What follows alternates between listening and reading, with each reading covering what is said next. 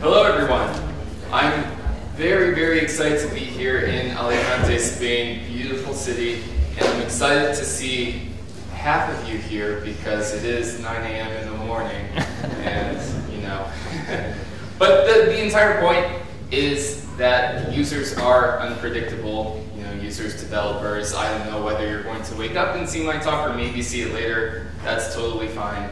My talk is titled Mind Reading with Adaptive and Intelligent User Interfaces, and my name is David KHOURSHID. I work at Microsoft. My Twitter handle is not on there, but it's @DavidK. Also, I wanted to thank all of the sponsors for this conference because without them, this slide would have been blank and really awkward. So let's talk about the different ways that users behave. Let's say that you have a button on your user interface, such as fetch user data. And let's say that my computer doesn't behave exactly the way I want it to. There we go. So you click this button, you are waiting for some sort of API request to resolve, and then eventually you get some data. All right? But what if we want to actually respond to how the user expects the application to behave? And what if, for example, it's taking a very long time to load? You might want to show a loading spinner or something like that, and eventually it all comes to you and you have the data. However, like I said at the beginning, users are very unpredictable. And so I know personally, I have done this many times, you all have probably done this many times. You just keep clicking that button, hoping that for some reason the data loads faster the more you click it. It doesn't really work out that way. So as a developer, you see this behavior and you think, you know what, I should probably disable that button so that eventually the data comes back. And you think, okay, I have outsmarted the user, they will not click the button too many times and make too many API requests. However, I'm a developer as well. I could go into the DevTools, undisable that button, and then make as many requests as I want. So yes, everyone is different. We all come from different backgrounds. We speak different languages. We have different needs, and we might not even all be using the same devices when it comes to interacting with web applications or websites. And so this is why, in my opinion, I feel like A/B testing is ineffective, because building the UI is one thing, doing it to a specification is one thing, but we also have to analyze how that specification really fits the needs of users and whether we need to go back and change features, add features, just change the behavior of the app to adapt to our users. And right now we do this manually, and we do it using A/B tests. And it doesn't matter whether you're making a website or a web application, sometimes you will get these huge tasks where it's like, you know what, we might want to add this feature, we don't know if it's going to work for the user. And so the other problem with A/B tests is that it's very much a blanket statement. It's a way of saying, okay, this is something that maybe 60% of our users like, so we're going to do that. But guess what? That makes 40% of your users pretty angry. Also, user flows are seldom linear, so we can't really use things like funnel charts and things like that in order to say, okay, how many users are going from this date to this date in our application to the other state, because there's so many different ways that users could use your application, and it's helpful to understand this. So there is a library called guest.js, which has been around for a while. It's, I think it's made by Samson JS at Google. And guest.js is a way for predictively just selecting different pages and preloading pages on your application. So what you do is you set it up within your Webpack app, and it could be React or Vue or anything like that. And it will allow you to, based on Google Analytics and based on what the user is used to doing, like whether they're used to going to some profile page after going to the dashboard or just navigating a certain pattern of pages, to predictively prefetch those pages and make loading a lot faster. So this is a really solid first step into what is known as adaptive user interfaces, also known as AUI. So what is an adaptive user interface? Just like a responsive user interface adapts to your screen size and your device width and height and capabilities, an adaptive user interface instead adapts to the user. So that might be showing some things based on what the user prefers, or doing different behavior based on the user. So in short, it adapts to people and not just devices. And so Clippy is a very good example of an early version of this. As you would type in Microsoft Word or Excel or something, Clippy would pop up, recognize what you're doing, and provide sometimes helpful actions based on what you're doing. So another example of this is, let's say that you have a simple UI where you have a delete button, you click delete, and you want to make sure that the user really wants to delete whatever they're deleting. So you would show some sort of prompt that says, are you sure you want to delete this, yes or no? And depending on what they click, it will delete it or not. However, let's assume that the user always clicks yes, because it's like, okay, I am intentionally clicking this delete button. Trust me, I know what I'm doing. Then we could create a user interface which adapts to that and says, instead, whenever you click delete, it shows deleted, and it might provide an undo button so that you could still have that cancel behavior.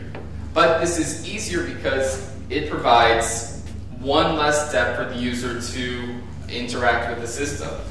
And so this is also an example of an adaptive user interface. You might have noticed a feature in the new not Google Inbox, but I guess it's Gmail right now, where it adapts even further. It takes these predictive statements and allows you to just autofill based on what you're typing, and it is really smart. I've used it a lot of times because I'm really lazy and I don't like writing emails, so I will just do this all day. I don't even know what it says. I just keep swiping right and hope that it says something coherent.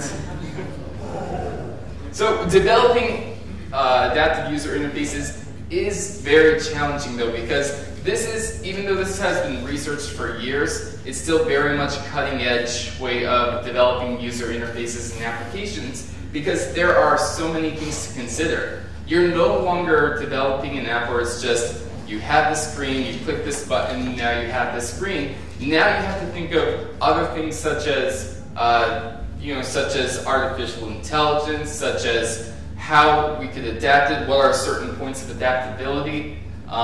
So it's not an easy thing to do, and that's why we had to sort of change our perspective and change the paradigm of the way we go to what's known as model-driven development.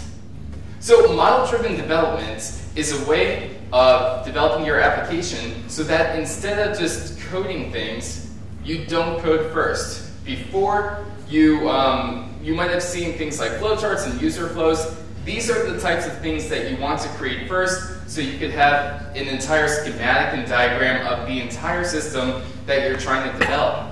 And so this is what's known as an abstract model. It's abstract because it doesn't really work. It's just a visual of how your app is supposed to be presented. And one way that you could make these abstract models and turn them into something real and something you could use within your app is something I've been talking about for a while, which is finite state machines. I mean, seriously, if you type state machine on Twitter, I will find you, I will respond to you. That's just my thing. So, a finite state machine, in case you're not familiar, has 5 parts. The first one is an initial state. Every finite state machine has a state where it starts. It also has a finite number of states, which is the possible different states that you could go through an application, or maybe the possible different states of a component. So again, this is abstract. It depends which level of abstraction you're working with. There's also a finite number of events, and these events could come from the user, or they could come from the application itself, or it could come from external things such as promises, async requests, etc.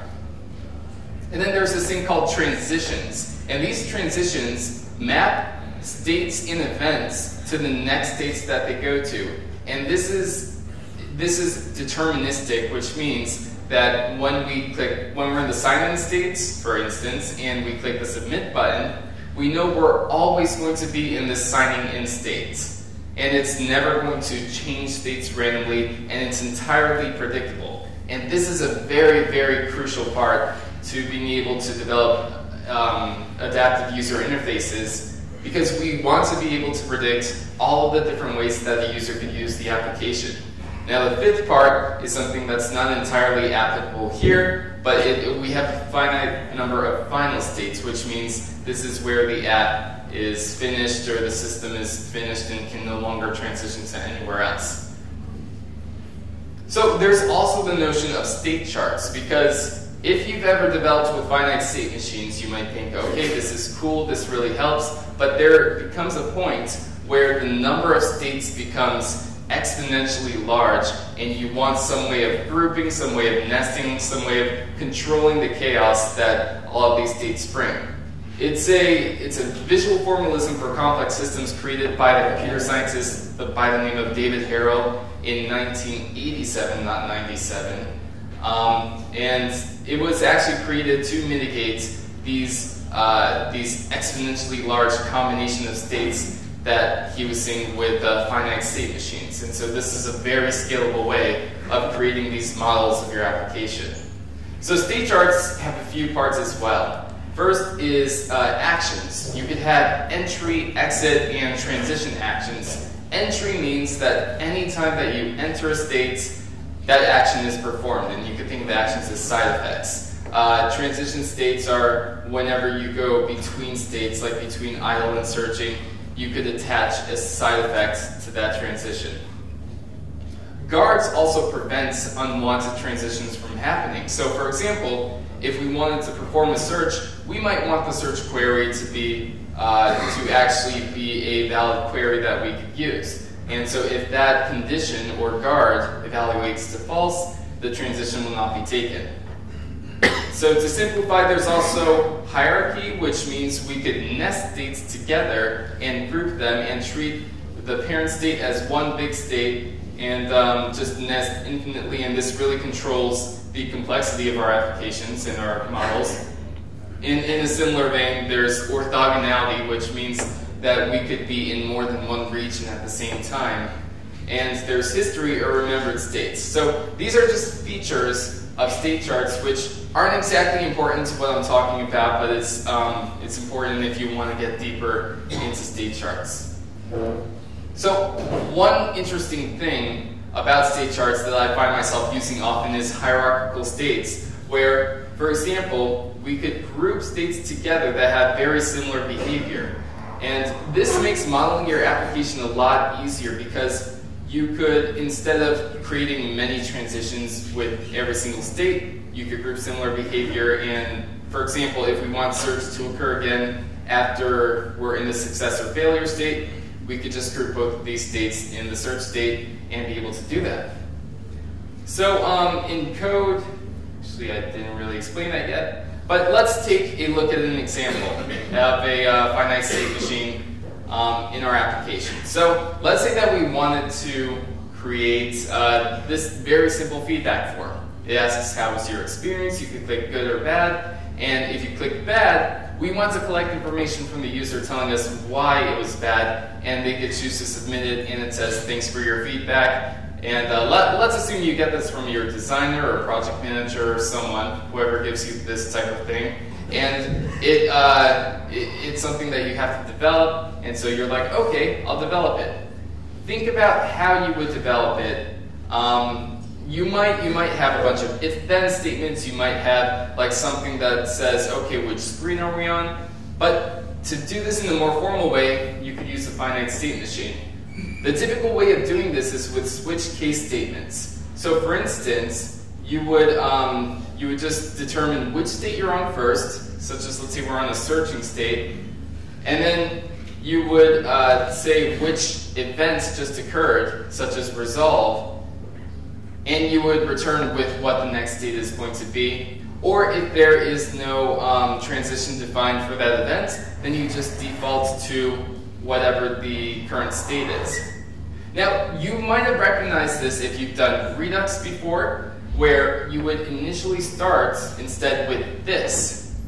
So this is sort of a little shift in thinking too.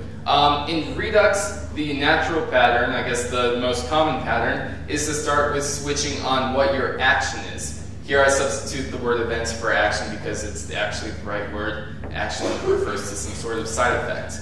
But over here, we can't really map actions directly to what the next state is going to be, and that's because it could be many different things. And so what you end up doing is in your reducers, you have if-then statements just littered all over the place just to figure out the next state. So that's why I recommend always basing it on what the state is first. So an example of this with our feedback form, we see that it works like so. And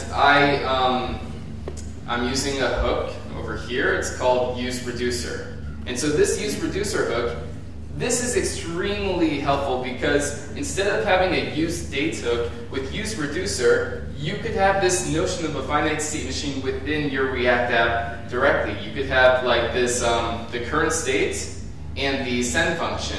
And the send function allows you to send events to your state machine, which is just those nested switch statements, and allow you to easily just go through the app and all that. Oh, I'll probably have to rerun that. There we go.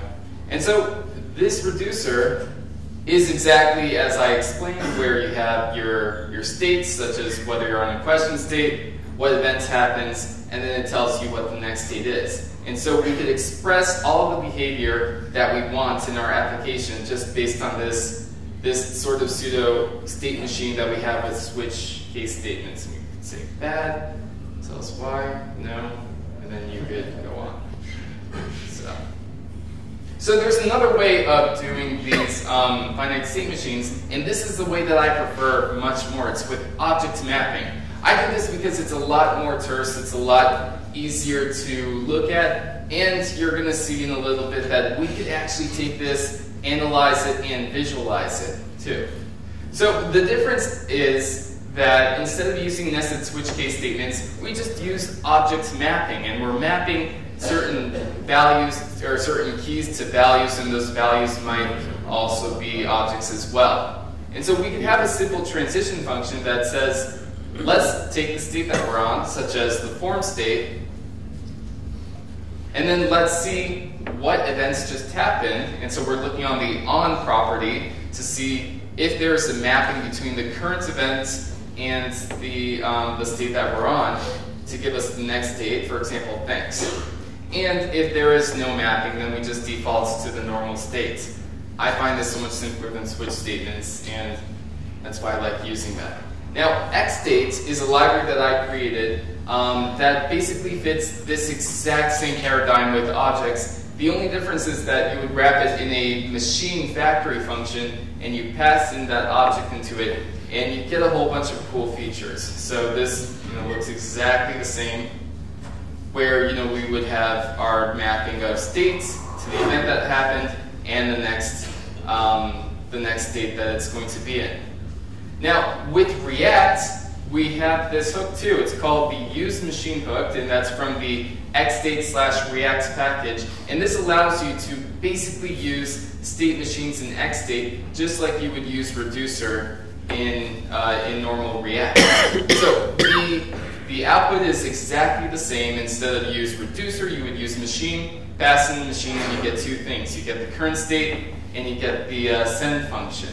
And so you could match based on what the current state is, just by current.matches, and you could also send events directly to the machine, again, just like use reducer, but you have the benefit of using full state machines and state charts, which allows you to do things like side effects, orthogonality, nesting, etc. Alright, so now that we described what state machines and state charts are, and hopefully you have an idea of how you use it in your apps currently, let's go over the game plan here. First, we're going to create an abstract model, which we're going to use state machines and state charts to do this. We're going to analyze the transitions, and this is done by assigning weights to the different transitions, which I'll talk about in the next slide. And we're going to identify which parts of the application we can make adapted, which parts we could change based on user behavior, and then we could use analysis to actually execute on that adaptation. And this means that we don't have to go back and manually change the behavior based on what the user is doing. Instead, the app could do it automatically. So first, weighted graphs. Because we're designing our state machines and state charts as directed graphs, which we have our nodes, which are states, and our edges, which are the transitions between states based on events, we could actually assign what's known as weights to them. All right, please wait. Speaking of weights, well, that goes. All right. And so we could say that, for instance, when we're in the sign-in state, we could say that 90% of our users eventually reach the success state, while 10% of our users reach the error state. Now, because we've assigned weights to these edges, we have what's known as a weighted graph. And so we could determine which paths are the most commonly taken. And so this is an important realization to make, because when you are designing your applications and developing them, there's many different ways the user could use the app, and it's important to understand what are the most common ways that those are used. So your application might look more like this, and then you have a very clear picture of how your app is actually being used. And even just seeing something like this, you could understand how you could modify your application to fit the user needs, such as optimizing for this path right here. And so I did this a while ago in Visual Studio Live Share. Raise a show of hands, how many of you have used Visual Studio Live Share? All right, that's about like 3 people, but thank you so much. And so in Visual Studio Live Share, it's a way of collaboratively coding between, between many people. And so what I did was I had a state machine in the application, which is in Visual Studio Code, and I analyzed just the transitions between the different states that it could be, and I was able to see how many people were, for example, successfully signing in, and what they did after they signed in. So we saw that about an equal number of people both shared the session or joined the session, and we could also see that sometimes there were errors, but it wasn't too common. And so these types of analytics are extremely helpful when developing your application, but besides that, we could use them for actually adapting to the application. So an example of this, let's take our feedback form that we originally had, and let's actually make it a little bit adaptive. So let's say that when the user clicks bad and goes to this tell us why form screen, that they don't really like filling out this form, and they're really annoyed by it, and they only want to fill it out sometimes. So what we want to do is we want to determine whether we should show the form or whether we should show them a thanks for your feedback screen, and instead give them an option to fill out the form when they want to. So let's take a quick look at that. So you can see over here. So what I did here was I took that exact same feedback form. I used state machines and state charts in order to model it, and I used those state charts in order to actually run this application. So let's say as a user, when I click bad, it says here tell us why, and you could complain, but I'm like, you know what, I don't want to fill out that form. So as I keep using the app, for whatever reason, I'm having a really hard time with this app, and I just keep saying bad, like I'm having a bad experience. So here tell us why. No, I don't. I'm just angry. So, all right. Nope. All right. So eventually, what's going to happen is it's going to take me to this screen. Now notice, I didn't do anything. I didn't have an option to say, please stop asking me why I feel bad. If any of you are in a relationship, you might relate. It's like, I just feel bad, I don't want to talk to you about it. But now it takes me to the screen where it says I could provide feedback instead. And then I would provide feedback like so. And so let's say that for whatever reason, I'm like, you know what, now I want to keep, I want to keep telling them, why it's bad. So now when I click bad and I provide feedback and I actually say something, eventually it's going to, and I can just fill out nothing here, eventually it's going to take me back to that screen. So as you can see, it adapts to my behavior as well, which is really good. And I can say good, and yeah, see, now I have a better experience with the app because it adapted to me. So that's one way that we could use adaptive user interfaces in applications in order to model just these different ways. So there's many different ways that we could actually, here, let me just go full screen here for a minute. There's many different ways that we could actually analyze the different ways that we could use the app. So let's say that you're designing an Instagram type app. You could assign weights to the different events and the different transitions that occur between the states so that when the user logs in, we could see that the user has a much greater likelihood of going directly to the camera. And remember, this depends on the user. So you can't just make a blanket statement and say, every time a user logs in successfully, we want the user to go to the camera view. And so you might have noticed this with Snapchat or something. Once you open the app, for a lot of you, I think most of you, it just shows the camera right away. Which, if it's on selfie mode, it's a little unnerving, but you know. And so we can do this by analyzing these transitions and seeing that because we have a weight of 0.9 and 0.57, the user is much more likely to want to go to the camera. And so we could optimize for that. We could also optimize based on the actions done. In this instance, we want users to click on ads, just taking the same Instagram example. And so we can see that when scrolling through the feed, if the user does not want to really click on the ad, then they will scroll. And so by scrolling, we would assign some sort of score, such as -1. Or if they tap the ad, we would assign a positive score, such as +10. And so based on what the user behavior is, we want to optimize for which type of behavior is going to allow the user to click ads the most. And so we see over here that when ads are interspersed and the user scrolls, then we're less likely to show the ad, or we're less likely to have the ad clicked. So instead, we might want to decide: do we want to show the ads at the very top, or do we want to show them in between the screen? And so again, not one size fits all. It depends on the user.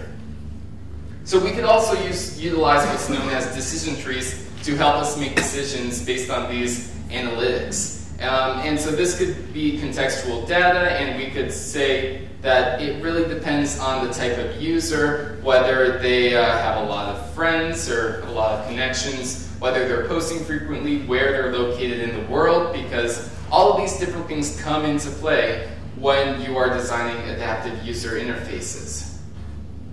So we could use prediction also via shortest paths. And because we have this model of our system, we could analyze based on the different weights, and we could determine which paths through the application are going to be the most commonly taken. And the way you could do this, especially with ExDates or if you're using any other state machine abstraction, is that because everything works inside of the state machine where you just have a transition function, you could do analytics tracking just in one single spot. You don't have to litter your entire application with, sending analytics or sending telemetry. Instead, you could do it right in the transition function over here, giving it things such as a target, which is which state you arrived on, which state you came from, and you could also give it parts of the events where you remove personal information, and also a timestamp because you want to know at what time they made that request, or also you want to know how long did it take to go between states and where the user was spending the most time. So these shortest paths can really help us determine, because it's not always the shortest path as in the least number of segments that the user will take, but we have to determine it based on weights as well. So we see here that to go from A to C, it might seem shorter, but actually it seems like users more commonly take the A to D to E to C path. So that would be the shorter path. And there's other concepts such as higher order Markov models, which complicate this a little bit more. And I'm showing you this just for illustrative purposes. It's something to think about. But let's say that we're in state A and we want to know whether we should optimize for going to state B or state C. We could see that in general, going from state A to state B is the most common path, but this might change based on which state the user came from. So now, we could say if the user came from state D, then they're more common to, or they're more likely to go to state C. So this is another important consideration. Look it up, variable order Markov models. It's a really long Wikipedia article, so only if you're really interested in this. But also, there's the introduction of reinforcement learning and machine learning to help guide how we could model the user behavior in a more automated way instead of manually checking and being like, okay, what types of users do I have? You could use reinforcement learning agents in order to do this based on all of that analytics data that you have. And so the idea is that when we create an executable abstract model of our application, we could track the analytics of how users are transitioning between states, and we could capture a whole bunch of useful information from that and send it to something like Google Analytics, Segment.io, or Mixpanel, and feed that data, which is raw data, directly back into the application and create adaptive user interfaces. And so this is a very powerful and a very exciting sort of new way of thinking about developments, because we're not just creating a one-size-fits-all user interface. Instead, we're creating user interfaces that are tailored for the user experience itself. And so this is why I really recommend learning state machines and state charts, is because not only do you have a better developer experience, but you have a better user experience too through the same mechanisms in which we build these models. So adaptive user interfaces allow you to create these personalized systems for your users. It also prevents information overload because you could adapt to how your users think about your application. And you could also provide intuitive guidance as well, because again, not every single user is the same, and some other users might need help doing something, while others might be a power user and know how to do it a lot better. And it also helps the user understand the tasks and goals based on how the application is, and so you could tailor the application to what the user wants to use and do in your app. There are modeling considerations, such as whether you should create these adaptive models based on smaller components or the entire app at large, whether you should do it based on prediction or feedback, in which feedback is directly asking the user, how do you want this application to adapt based on you? And so also, you could use realistic data, or you could use those machine learning models, reinforcement learning agents, like I talked about, in simulating that data so that you could have sort of an automatic way of testing how adaptive your app is and predicting how users are going to behave in your application. So it might seem like I'm talking about just another way of using the future of state management, but none of this is anything new. This is based on something called SCXML, which has been around since 2015. And it's an XML way of describing state charts and state machines, but none of us like working in XML anymore, except newsflash, JSX is basically XML, so I guess we still like XML a little bit. There's tools such as Qt and Yakindu, which use SCXML in creating applications for desktops, for cars, for embedded devices, so many other things, and it uses this exact same SCXML language. So by doing something such as using ExDate, you're using basically the exact same language. And I have used, or ExDate was used in many places such as React Training. It's all over Gatsby, which raised $15 million. That's not because of me, that's just, they decided to use that. Also in the Service Workies game, ExDate is also used. And there's also one other important advantage of using these state charts and state machines, and that's visualization. So with visualization, we could take that exact same state machine and we could visualize it in our applications and simulate them just by clicking through them and being able to see events. And so eventually we could use these exact same visualizations to show the different weights between the states as we go through and as we simulate our state machines, just like so. So, look for that coming in the future. There's a lot of advantages to using state charts as well. One of my favorite examples is NASA, which used state charts for autocoding the Curiosity rover, which, by the way, this is a $100 billion project. So imagine if you had one shot at deployments for a $100 billion project. You're going to want to not mess it up. So they use state charts for visualized modeling, precise diagrams, so that not only their engineers, but any other stakeholder, even if they're non-technical, can see the behavior of the Curiosity rover. And it allowed for automatic code generation, comprehensive test coverage, and accommodation of late-breaking requirements and changes, because they could see when a feature needed to be added or something needed to be changed or removed. They could see exactly which part of the state chart needed to be changed, because it's just arrows and boxes, and when one of those arrows is removed, it's like, okay, this box needs to be removed, we need to reconnect this arrow somewhere else, and then we could regenerate things such as test and code, so that we still have a very robust way of working with our logic and making sure that no matter what situation this rover is in, everything is going to work absolutely fine. There are disadvantages though, and even though this is a cutting-edge sort of way of developing user interfaces, there's a huge learning curve. I'm not going to lie to you, it's a huge learning curve because you aren't starting with code. You're starting with a model, and this modeling requires planning ahead. We can't just move fast and break things. Now we have to stop, diagram things, write things on pencil and paper, or whatever modeling tool you want, and think about all the different states in our app. And of course, not everything can be modeled yet, so you can't just apply this as a blanket solution to everything. There's also a complexity trade-off too. When we do normal code, the more requirements we have, code grows linearly. With finite state machines, it grows more exponentially, which means that the more states and the more requirements we have, the exponentially more states we might have in our application.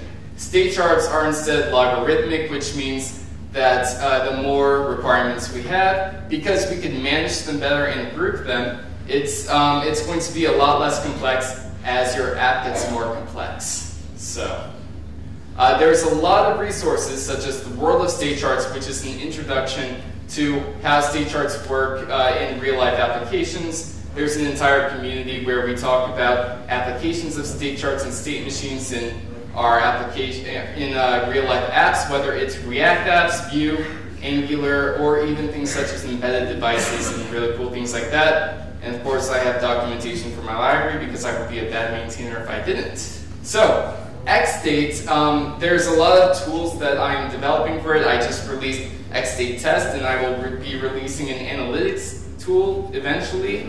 So there's a whole bunch of tools. And in short, I'm telling you all this because I want you to make your code do more than just developing the application logic, but instead being able to visualize, analyze, simulate, test, and create adaptive user interfaces. So thank you so much, React Content.